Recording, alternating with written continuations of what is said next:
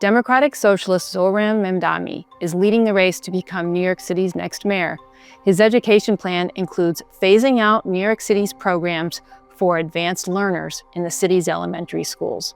I'm Susan Ferricchio, Washington Times national politics correspondent, and this is my explainer on Zohran Mamdani's plan to phase out New York City's gifted and talented programs.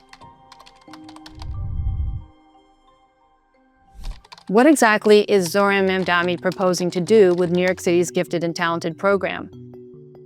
Mamdani says he'll restart former Mayor Bill de Blasio's phase-out of gifted and talented programs in the city's elementary schools. I have spoken solely of gifted and talented for kindergartners. I do not believe that kindergartners should be subject to a singular assessment. I have not spoken of any gifted and talented programs older than for kindergarten. I'm solely speaking about kindergarten. And I believe that we should be delivering the best education across the country here in this city. What's Mamdani's reason for proposing an end to this program?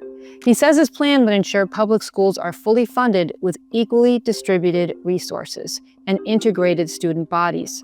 A spokesperson said children as young as 5 are too young to be separated from regular classrooms based on a test that shows that they are academically qualified for a gifted program. What's happening with gifted and talented programs in other public schools? Mamdani is not alone in seeking to gut these programs. Other school districts have sought to get rid of separate gifted and talented programs, citing statistics that show minorities and low-income students are underrepresented.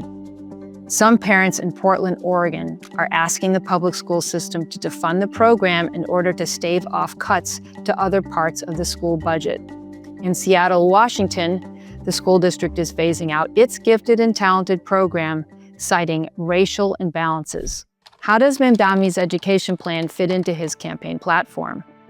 Mamdani is a democratic socialist, and he said he's working to lower costs and make the city more equitable for the working class and minorities. I would make it clear to the president that I am willing to not only speak to him, but to work with him if it means delivering on lowering the cost of living. He wants to freeze rent increases, open government-run grocery stores, and provide free buses and early child care. He'll fund it, he said, primarily with taxes on corporations and higher incomes.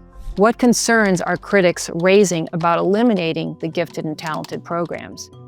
Critics of Mamdani's education plan say getting rid of these programs is based on race and is illegal and discriminatory. The practice in other school systems has been challenged in the courts and could eventually end up in front of the U.S. Supreme Court. How would eliminating gifted and talented programs affect how U.S. students compete academically on a global level? You take away gifted and talented program, the one possibility that your child might get a really first-class education in public schools goes with it. Proponents of the gifted and talented programs in U.S. public schools say they are needed to serve advanced learners and to keep American students competitive globally and able to excel in the U.S. workforce. For the Washington Times, I'm Susan Ferricchio. To learn more, visit washingtontimes.com.